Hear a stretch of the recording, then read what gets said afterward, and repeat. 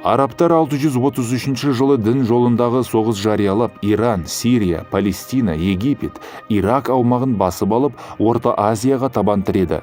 Ол кездегі қазақтың жерлері мен қазіргі Орта Азия жерінің көп бөлігі батыс түрік қағанатының қарамағында еді. Арабтар 705 жылы Амударияның шығысы Мауараннахрды жаулауға көшті. Түріктер мен соғдылықтардың біріккен қолы араб әскерлеріне қатты соққы берді. Алайда Хорасан билеушісі Кутейбаға одақтастардың өзін бір-біріне айдап салып құтылып кетті. Сөйтіп Кутейба 709 жылы Бұқараны басып алды. 712 жылы Самарқанды алып, оған әскерін тастап кетті. Біраз уақыт өткенде Самарқанға шығыс түріктерінің қағаны Маджоның әскері келді. Олар араб әскерін қаладан шығарып жібермек ойда еді. Алайда Кутейбаға қайта оралып өз әскерін қауіп-қатерден сақтап қалды.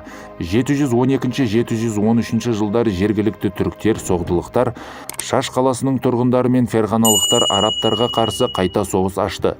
Кутейба қол жинап Шаш қаласындағы көптеген қоныстарды өртеп жіберді. Шаш, Испиджаб қалаларын басып алды.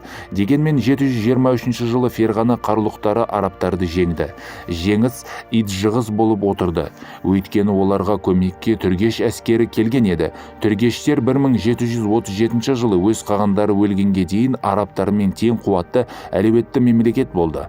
Қаған қайтыс болған соң Хорасандағы арабтардың билеушісі Насыр ибн Сейяр 737-748 жылдар аралығында Орта Азияның бірқатар аймақтары мен қазақ жерінің біраз бөлігін жаулап алу үшін жорықтар жүргізді. Оған қарсылық көтергісі келген халықтың көтерілістерін арабтар басып жаншып отырды. 748 жылы қытайлар Суябты, сосын Шашты басып алды. Шаш әмірінің ұлы арабтардан көмек сұрауға мәжбүр болды. Осылайша араб пен Қытай арасындағы ауқымды қақтығыс 751 жылы Таразға жақын маңдағы Атлах деген жерде болды. Осы кезде қарлұқтар арабтарға болысып екеулеп Қытайды жеңді. 766 жылдан бастап қарлұқ билеушісінің бастамасымен Жетісудағы қарлұқтар бірнеше рет арабтарға қарсы бас көтерді.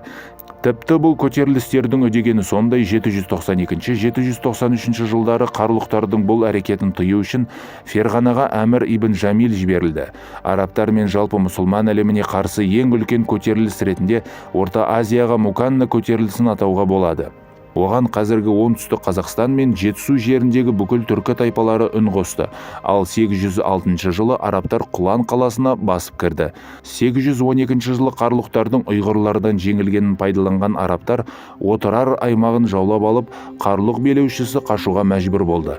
Жалпы арабтардың дін үшін соғысында ең тынышсыз, көп қарсылық танытқан осы Шаш, Фараб және Испиджаб аумағының халқы болғанын араб тарихшылары жоққа шығармайды. Арабтардың арасынан бірлік кеткен 9 ғасырдың басында бәрібір Мауараннахр мен Хорасан тәуелсіздік алып, араб халифатына тек салық төлеп тұрған. Араб халифатына кірген қазақ жерлерінің оңтүстігі ғана, бірақ оның зардабы бүкіл қазақ жерінде білінді. Мәселен, арабтың үстем топтары байлық жинау үшін қазақ жерінде әділетсіз соғыстар жүргізді.